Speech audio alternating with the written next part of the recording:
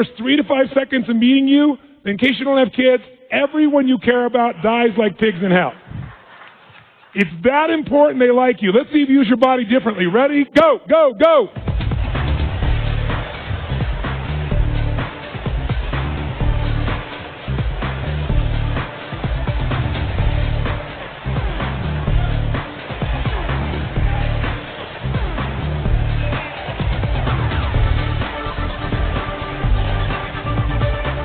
All right. Did that feel better? Yes or no? Yes or no? Did you use more of your body? Yes or no? More of your face? Yes or no? Did you breathe more full or more shallow? Did you talk louder or quieter? Did you move faster or slower? Did you hesitate or go straight for them? Did it feel good? Why?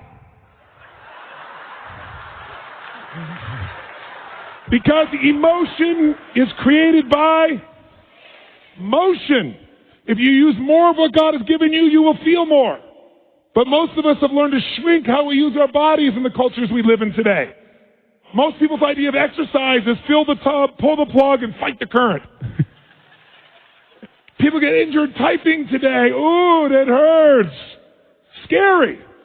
Use your body, you will feel more alive. And the same thing is true with these couples. Now, was that the best greeting you're capable of giving another human being? Yes or no? Some of you are saying yes, most of you are saying no.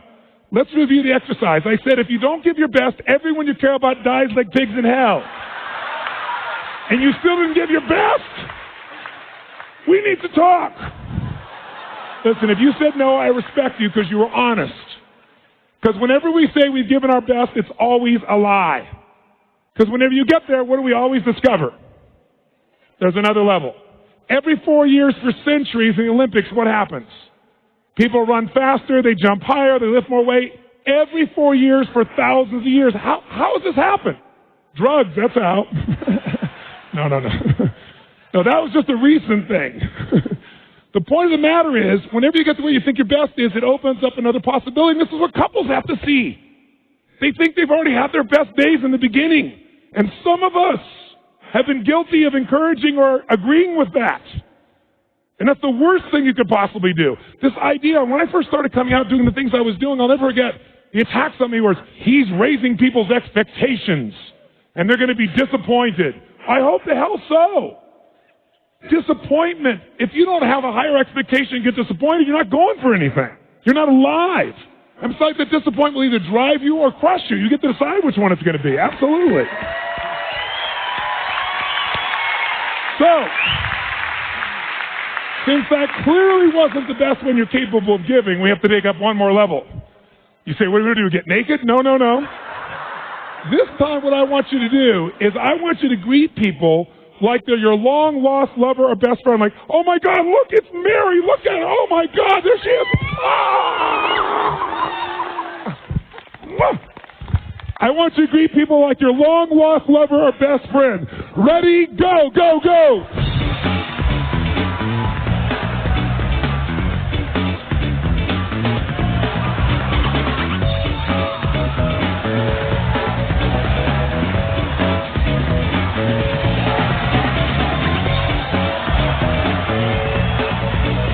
Did that feel better? Yes or no? Yes or no? Did you use more of your body or less of your body? More of the muscles in your face or less? Did you breathe more air in or were you more shallow? Yes. Did you talk faster or slower? Did you hesitate or go straight for them? Did you talk louder or quieter? Did you touch them? Oh yeah. Did it feel good? Why? Because I told you to. Very good, sir. Thank you very much. Because emotion is created by... That's right. Now, most people get in a relationship because they're after some emotion, not another job. True or false? And for most people, it becomes a job. And then many people encourage them to stay with the job, which is a nice thing. But wouldn't it be nicer to have them enjoy the job and not have it feel like a job? And the only way to do that is we've got to rejuvenate the individual. There's nothing worse, nothing on earth, than two emotionally unfit people put together. Because what is a relationship's purpose? Why do we get in relationships? Someone tell me. To grow, to experience love, to be happy, to learn deep spiritual lessons, to have someone to be to. Thank you, sir. Very good. Someone to be to. Now, here's what's interesting. Everything you would say to me, whatever you're going to say to me about why we get in a relationship, underneath it, even if you say, so we can make a difference in the world together. But why do you want to make a difference? Because it's going to make you feel something. There's only one reason we get in a relationship, to magnify human emotion. That's it. That's God's gift. How many of you, when you're excited about something, first thing you think about is who you want to tell or share it with? How many of you relate to this in some way? Say, So some people use a friend, but the intimate relationship, if it's not only safe, but there's real love and passion there, there's no greater place. If there's trust, if there's respect, there's no greater place for this. But the challenge, of course, is most people don't have it at that level. And one of the reasons, again, is there's not that emotional fitness. Here's what you got to know. People feel, they find their center of gravity, and then they blame their partner. And here's what I mean by this. When 911 happened, I'll never forget, I had this experience. I was in Hawaii. I was doing a program there for a couple thousand people from 45 countries. We were translating 4 languages simultaneously. It was a 10-day program I used to do that was full tilt from 8 in the morning to midnight. I mean, you had people from all over the world, real leaders. And I just said, living. When do people really begin to live? When they face death. If they face death, and they look it in the eye and decide to live, they really start to live. And I said, what would your life be like if in the next 10 days you knew you couldn't get off this island? And these are the last 10 days of your life. What would you do different? Who would you call? What would you say? What truth would you tell? What feelings would you share? And I went on to this for like 15 minutes.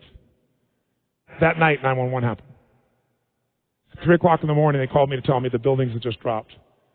And we had 200 people from New York there, because I have a lot of people in the financial district that are my clients. And there were at least 45 people we knew immediately that had lost their entire company, all their friends, family, their husbands, their wives, instantaneously. 3 o'clock in the morning, you go outside, and it was pandemonium. Because you got people from all these cultures. Every religion was represented in the room. And so outside, there were people that were crying uncontrollably because they knew the end times were here. There were people out there that were fighting because some people were celebrating. I mean, it was brutal. No one thought I'd get everybody in the room. I got them in the room, and I said, today is about emotional mastery. That was the scheduled portion of that day it was supposed to be. I said, and this is the real test. And so we brought people together, and I got people to express to me and tell each other, the moment that 911 happened, what did they focus on? Because these are 3 decisions that shape your life. Number 1, what are you going to focus on? Right now while I'm talking, you're making a decision what to focus on, and it's what shapes your life. It shapes every relationship. It shapes your entire destiny. Are you focused on what this is going to mean to your life? Are you focusing on who the hell is he to tell me that? Are you focusing on the smell of your neighbor after that jumping up and down? Whatever you focus on, you feel, don't you? Even if it's not true, you feel it. So focus is the first decision we make. Second decision is, what does this mean? Is this the end or the beginning? If you think it's the end in a relationship, you're going to behave very differently than if you think it's the beginning. Is God punishing me with this? Is God teasing me? Is God challenging me? Is this God's reward? One shift in meaning instantaneously changes your emotion, and your emotion is your life. And then the third decision we make every moment is, what are we going to do? Pull back, go forward, give up, sit down, stand up, make it happen. So I ask people, what'd you focus on? What did it mean? What did you decide to do? And people stand and share this. And afterwards, one woman raised her hand, and she was from New York, and she said, last night after your talk, she said, my boyfriend had asked me to marry him. And I told him no because my previous fiancé had been murdered and killed, kidnapped and killed. And she said, I'm not over that. And he said, well, you go to that stupid seminar, then it's over between us. And she said, then fine, it's over. And she said, then when you said that first night, I got chills. So I called him last night at midnight to leave a message to tell him how much I love him, that I want to marry him. And she said, he called me back at 3 o'clock this morning. She said, but I didn't get the message, but I have it here. And he was at the top of the World Trade Centers where he worked. And she actually has a voice. She was on Larry King later on sharing this. And he plays this thing on, and he says, honey, I can't tell you what it means to me to get your message and to know that you love me. You can't imagine how much I treasure it. And he said, unfortunately, I have bad news. He said, I don't know what's happened, but the whole building's on fire. And he said, I'm not going to get out. And he said, so I just want you to know, he said, that I love you so much and that you've touched my heart and my soul so much. And if there's only one thing I could say to you is you must be asking why God would do this to you twice with two different men. He said, I don't know, but maybe it's a lesson, honey, that whatever you do every day of your life, love and don't ever hold it back again. Don't hold back love. Don't hold back anything. Love every day you've got. I love you. And he hung up. Everyone in the room is crying uncontrollably. And then the first man who stands up is a man from Pakistan. He says, I just want to say I'd like to hold your hand and say that I feel sorry for you and cry with you, but frankly, I'm from Pakistan. I'm a Muslim. This is retribution. It was like a war broke out in the room. And so I brought him on stage, and I brought a man on stage who was an Israeli man who truly was, to say the least, more than upset with this man. He has family in the occupied territories. He worked in the Twin Towers, so if he'd been there that day, he'd been dead if he wasn't at the seminar. And we merged these people. But the biggest lesson I got, and they became friends, and they worked together for peace, and it's been, 5 years, whatever it's been now, 6 years. The bottom line, though, is this. I noticed something that day. Angry people got angry. Sad people got sad. Worried people worried. Loving people loved. This one woman was so pissed off, so I went around and asked her about things. She wasn't from America. She knows no one in New York City. This didn't affect her in any way, and yet she was raging about this thing. I said, you just get pissed off all the time. You use rage all the time. And she kind of smiled and goes, well, it's kind of like jet fuel. I brought up this woman who worked in the hospitals in New York, and she was guilty that she wasn't there to help people. But as you dig underneath, she always finds a way to be guilty. Here's my point. People, how many of you know somebody who always finds a way to be pissed off no matter what happens? How many know somebody that goes, say I? And how many of you know somebody that isn't funny, but they think they are? And they laugh so hard at their own jokes that you find yourself laughing too. How many got somebody that say I? Who do you want to be with? Not hard to figure out, is it? Emotions are a habit. And when we go to relationship, all we do is magnify them. And then we find reasons to back them up. Those people use 911, as horrible as it was. I said to them, all of them, you could be feeling this sad, you're going to feel this sad, as horrible as it is that 3,000 people died. Guess what? 4,000 people die of cancer and heart disease every day in this country. And they're men, women, children, aunts, uncles, mothers, and you're not sitting around crying about them every day. Why are you so selective in your compassion? Because what we did is focus on it, and then people use that to produce an emotion. That's what people do in a relationship. You want to change a relationship? Change the primary emotion that person lives in. You want to do that? Retrain their body is one way. Only one. I'm going to give you a couple, but that's one. And the best way to do that is only if you can done it to yourself. So let's take this up one notch. Shake your body up. And notice if you sat down already, that ought to give you a clue that energy may not be at the high top of your list. Okay? It's like, oh my God, let me sit down and get comfortable. I'm not being critical of you, but just notice if you went for the path of least resistance, that's not signing up real well for your ability to transfer that to somebody else. So, but it's a new muscle, so let's use it. Let's do this. How many of you would like to have more joy, more excitement, more passion, more ecstasy in your life right now? Raise your hand, say I. Then if you really want it, you got to do it. Because emotions don't just hit you, they are triggered, and you can trigger them through motion. So here's what we're going to do. Shake your body out, and in a second here, we are going to shake this building with our energy. What I mean by that is, we are going to celebrate for no good reason. And here's why I say that. You don't need a reason to feel good. Why do you have to justify feeling good? And if you think that's weird, think about this. Most people don't need a reason to feel bad. Isn't it true? How you feeling? Like crap. How come? Woke up. And people go, I understand. But if you say to somebody, how's it going? I feel so good. How come you feel good? I don't know. I just feel good. Take that guy to the funny farm. Isn't it sick that we live in a culture that if somebody's happy, we want to know why. But if they're sad, we understand. That's where it is. So we've got to change that pattern. So here's what you're going to do. Most people in our culture never celebrate anymore, and a relationship without celebration is a dead relationship. It's dead. Celebration is the secret to joy. Joy in a relationship is the basis of anything. That's where love can grow. So one of the things we got to do is learn to celebrate. Now, when do people in our culture celebrate? Like go crazy like a little kid, and it's socially acceptable. When? When you graduate from school. Yeah, I did it. I have to go to work. When else do people celebrate? Come on. They have their first child. It's a boy. It's a girl. You hug strangers, and it's beautiful. Everybody accepts it. Any other time, you're weird. When else can you really cut loose and celebrate? You have your first orgasm. Good, sir. Very good. I did it. When else? That's right. Around the world, this is the weird thing about human beings. When a local sports team wins a national championship, show me. Come on. Show me what people do. Come on. Yeah. We scream, yeah, we did it.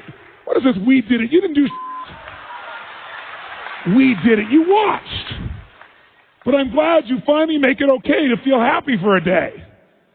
Isn't it a weird thing culturally that we're going to make our happiness tied to someone else's performance that we can't control just based on living in a city? But at least the city goes crazy for that one day. See, you don't need an excuse to feel good. How many got more than enough reasons to be happy and grateful for your life, for your health, for people you love? Say I. So all you got to do is retrain your body to celebrate instead of training yourself to fit in. How many of you have ever lowered your happiness or your joy or your energy because someone else wasn't feeling as good and you didn't want to offend them? And does it make them feel better? Your playing small does not make them big. All it does is lower the standard, and most of us have learned to do that. So if you're going to lead, you got to step out of it. So let's do this. We are going to celebrate just to get that energy in our body. On a scale from 0 to 10, where 0 is dead, 10 is unstoppable intensity, go to 20. Now to do that, in case you haven't celebrated in many years, I'll remind you. First key to celebration is your feet must come off the ground. None of this,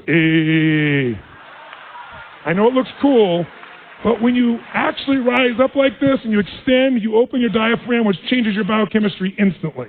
It doesn't happen when you do this. Second key is you must use your voice. How many of you and your kid used to make all kinds of weird noises? Come on. Make some crazy sounds out loud. Come on.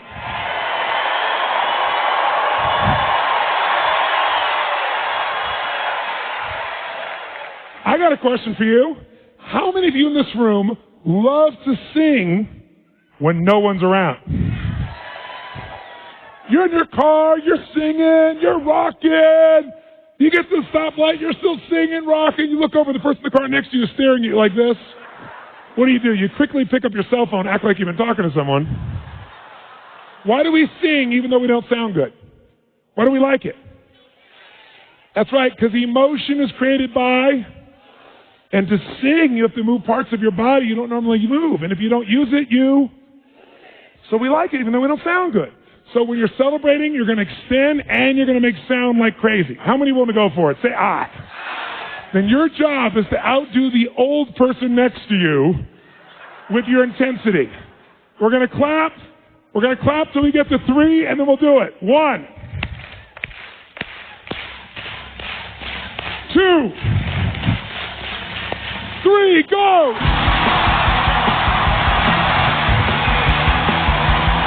That's it! Come on! Come on! Use your voice! Get a high five from the people around you. Grab a seat. If you feel better than before, make a fist and say yes.